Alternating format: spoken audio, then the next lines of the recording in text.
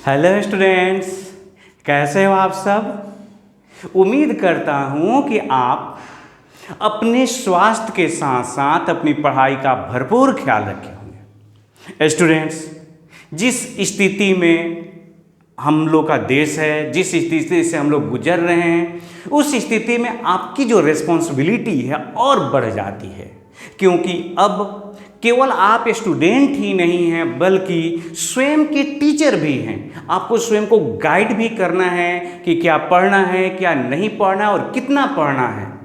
तो उम्मीद करता हूँ कि आप खुद को एक बेहतर तरीके से मैनेज कर रहे होंगे।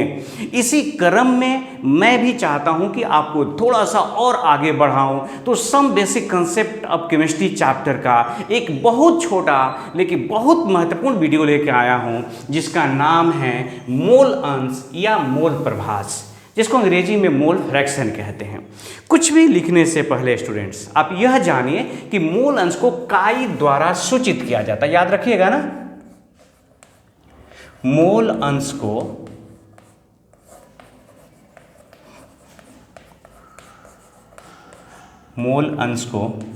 काई, ये देखिए एक्स की तरह लिखते हैं, थोड़ा सा लंबा रहता है, लेकिन इसको पढ़ते क्या चीज है, काई, KII, काई द्वारा सूचित किया जाता है।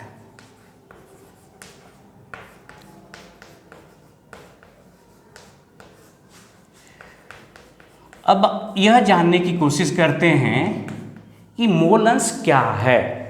तो एक एग्जाम्पल लेंगे। सबसे पहला काम, एक बिलियन लेते हैं। इस बिलियन में, बिलियन तो कोई मिश्रण होता है ना, तो दो तीन पदार्थ तो होंगे। हालांकि हम लोग के सिलेबस में तक केवल द्विअंगी बिलियन है। द्विअंगी बिलियन माने जिसमें केवल दो घटक हैं, लेकिन मैं आपको बेहतर तरीके से समझाना चाहता हूं, अतः मैं लेता हूं यहाँ त्रिअंगी बिलियन। त्रिअंगी बिलियन का मतलब तीन पदार्थ, A, काल्पनिक कोई पदार्थ है B और ये C, इस बिलियन में ये घुले हुए हैं। ठीक है, ये बिलियन है और बिलियन में कौन कौन से पदार्थ हैं, ABC। मैं यहां लिखना चाहूंगा, किसी बिलियन में हमें समझना है कि मोल अंश क्या है, उसी के लिए जरूरी है। किसी बिलियन में तीन पदार्थ A, B एवं बोलिए C घुला है। अब एक दूसरी बात आती है कि A की कितनी मात्रा घुली है, B की कितनी मात्रा घुली है और C की कितनी मात्रा घुली है। तो मात्रा को हम लोग मोल में लेंगे। मात्रा को किस में लेंगे, मोल में। माना विलियन में A की घुली हुई मात्रा बराबर NA मोल। ध्यान दीजिएगा, N माने नंबर, पदार्थ A का N मोल घुला हुआ है। पदार्थ A का जो का मान 2 मोल, 3 मोल, 5 मोल, 10 मोल हो सकता है। इसी तरह से बिलियन में B की घुली हुई कितनी मात्रा ले लें, बोलिए क्या ले लें, NB मोल। B कितना मोल घुला हुआ, NB। और सिमिलरली C कितना मोल घुला हुआ है बिलियन में, हाँ बिल्कुल सही आप सोच रहे हैं, NC मोल। तो अब स्टूडेंट्स बताइए, इस बिलियन में कुल पदार्थ ABC का कुल कितना मोल हो गया। तो जोड़ देंगे। मान लीजिए कि 2 मोल है, 3 मोल है, ये 5 मोल है, तो 2 और 3 5 है, 5 10 मोल हो गया। या 1 मोल, 2 मोल, ये 3 मोल, तो 1 है 2 3 3 6 मोल हो गया। यही ना होगा। तो बिलियन में अतः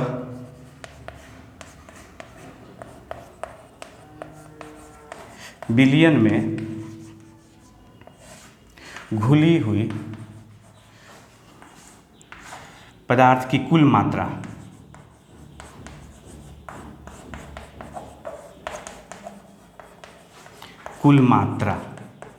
कितनी हो जाएगी, Na plus NB plus NC मोल। यहाँ तक एकदम क्लियर है। अब हमें देखना है, हमें तो मूल अंश पता लगाना है। तो मूल अंश का मतलब होता है स्टूडेंट्स कि बिलियन में किसी घटक का मूल अंश उस घटक के मोल तथा बिलियन में कुल घटकों के मोल के योगफल का अनुपात होता है। तो इस लाइन को लिखने से पहले मैं मूल अंश निकाल के दिखा देता हूं ताकि आपको समझना आसान होगा। तो देखिए यहां बिलियन में घटक ए का मोल अंश, स्टूडेंट्स इसको संकेत में काई ए लिखेंगे। काई ए का मतलब पढ़ेंगे कोई बिलियन में घटक ए है जिसका मोल अंश, तो क्या है, बहुत सिंपल है। देखिए जिसका भी निकालना है मोल अंश उसको ऊपर रख देते हैं, उसके मोल को अब बिलियन के कुल मोलों को जोड़ के उसी से भाग दे देते हैं, हो गया, ये हो गया। इसका मतलब हो गया कि बिलियन में मैं घटक बी के मोल अंश की बात करूं तो आप कहेंगे कि संकेत तो काय बी में लिख देंगे। बोलिए, जिसका भी निकालना है मोल अंश उसको रख देंगे ऊपर और टोटल बिलियन के मोल अंशों के योगफल से क्या कर देंगे, भाग दे देंगे। तो अगर मुझे सी का निकालना हो, बिलियन में जो घटक सी है तो उसके लिए क्या लिखेंगे, काई सी, और क्या हो जाएगा बोलिए, जिसका निकालना है उसका ऊपर रखते हैं तो एन सी ऊपर, भाग दे देंगे एन ए से, एन बी से और एन सी से। अब स्टूडेंट्स यहाँ से दो बातें क्लियर हुआ। एक,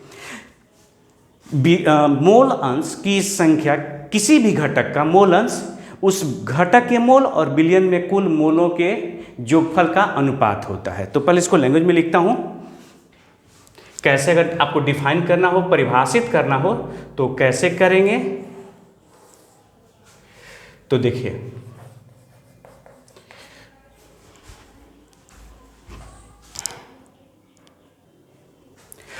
डिस्टर्बेंस के लिए खेद है स्टूडेंट्स, हम लिखने वाले थे मोल अंश को कैसे परिभाषित करें। तो बिलियन में किसी घटक का मोल अंश बिलियन में उस घटक के मोल एवं कुल मोलों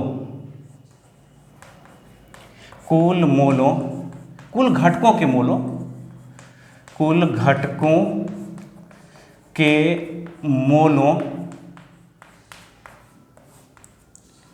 के योगफल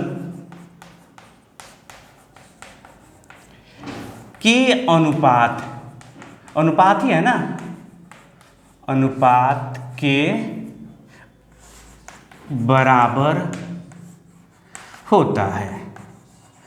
आप देख पा रहे हैं, बिल्कुल इस लाइन को समझ जाएंगे। जिस घटक का निकालना उस घटक का मोल ऊपर रख देते हैं और बिलियन में जितने भी घटक, मान लीजिए कि ए बी सी का नाम एक और था डी, तो इसका निकाल ए बी सी या प्लस एन डी, उसका भी जोड़ देते, सिंपल सा है। अब यहाँ से एक महत्वपूर्ण बात है, क्या मोल अंश की कोई इकाई होगी कि नहीं।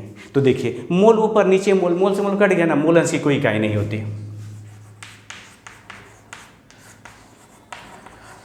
मोल अंश की कोई इकाई नहीं होती है। क्यों नहीं होती है, क्योंकि ये समान राशियों का क्या है, अनुपात है, ऊपर भी मोल नीचे भी मोल। अब यहाँ एक बहुत महत्वपूर्ण बात है स्टूडेंट्स, हम चाहते हैं कि आप इसको सोचें पहले, फिर मैं लिख तो दूंगा ही।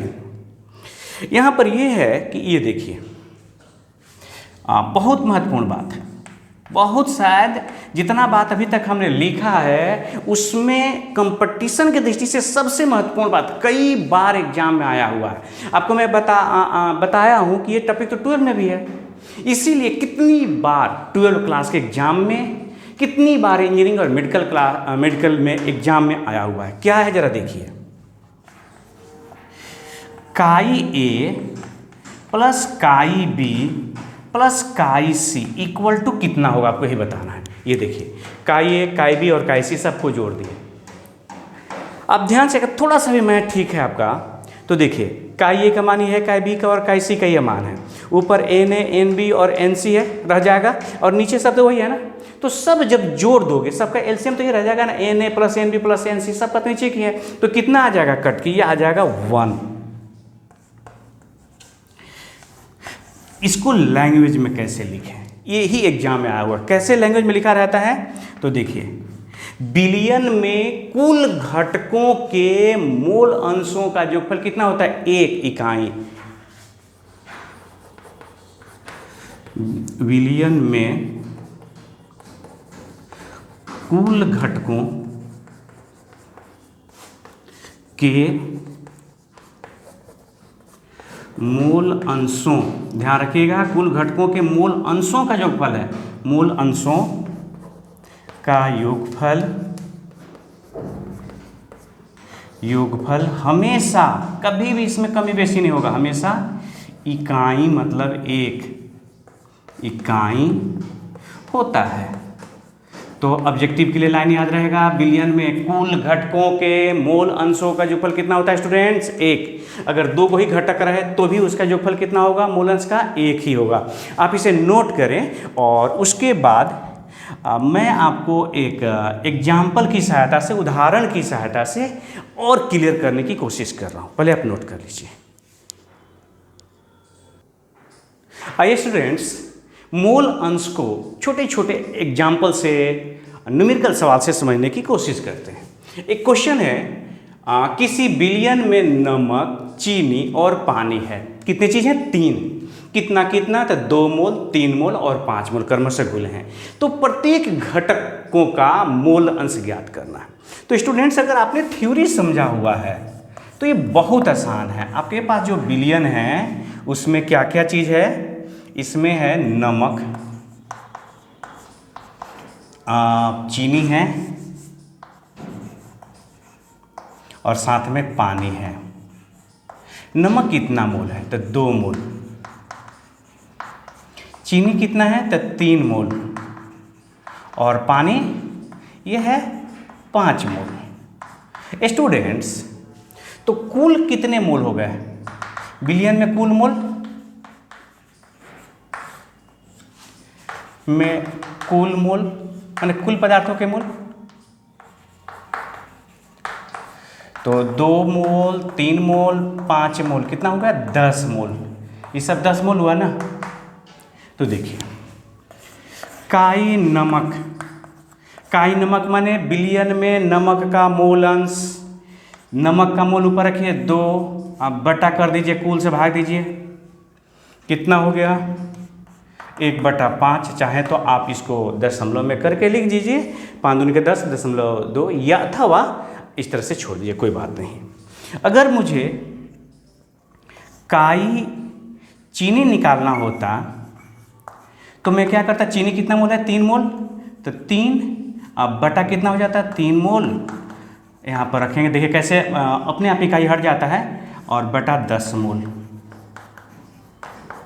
ऊपर भी यहाँ पर लिख सकते हैं थे मोल और नीचे मोल, तो मोल से मोल कैंसिल हो जाता है ना स्टूडेंट्स, ये भी तो कट जाता, तो मोल से मोल कट गया, कितना बचा, 3/10 मोल। चीनी है कितना, 3/10।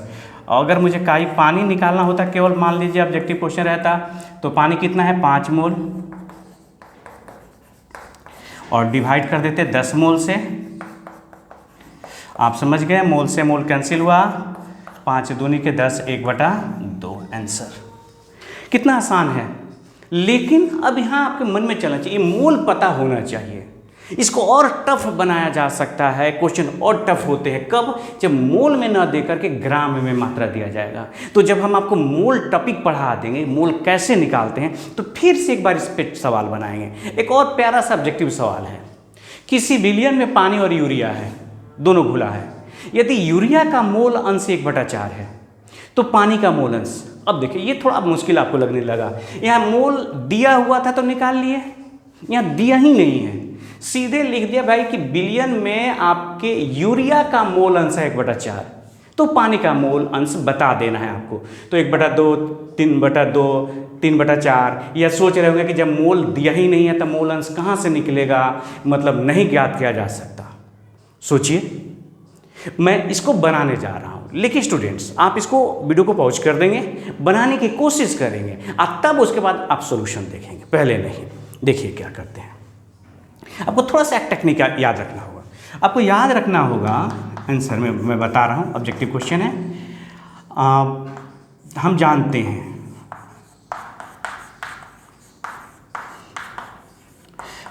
हैं क्या जानते हैं आप कि इसमें दो चीज़ है, काई यूरिया है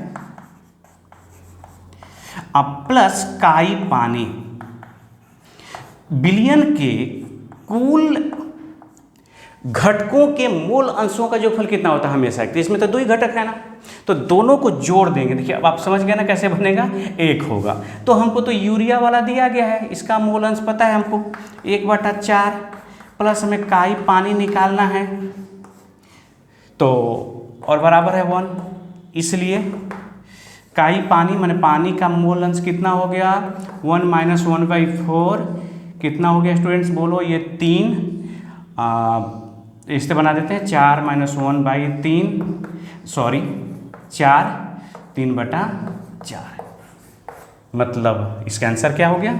सी, 3/4। समझ गए ना? बहुत आसान था। उम्मीद करता हूँ कि आप समझे होंगे। अगला टॉपिक नेक्स्ट वीडियो में, तब तक अपना ख्याल रखिए और प्रसन्नता के साथ, खुशी के साथ पढ़ते रहिए। जय हिंद, जय भारत।